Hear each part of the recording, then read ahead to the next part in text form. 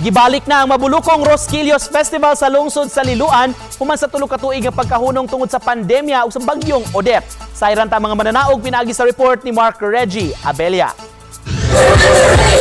Kapin 14 ka mga barangay ang nagtigi og mipasundayag atol sa Rosquillos Festival 2023 sa street dancing competition niadtong Sabado. Sa katapusan, nahimong grand champion sa street dancing ang Pundok Longsoranon sa Barangay Poblasyon.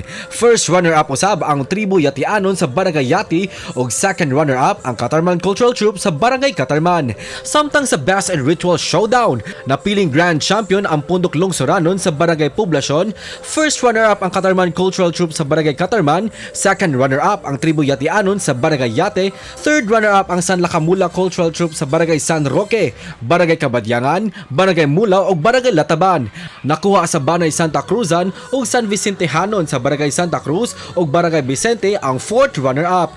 Gisaulog sa Liloan ang ika-176 Annual Festival isip pagselebrar halad kang Saint Ferdinand El Rey. Ang Rosquillos usa ka sikat nga delicacy diin naila ang Liloan.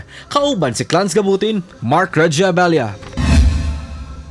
GMA Regional TV Live.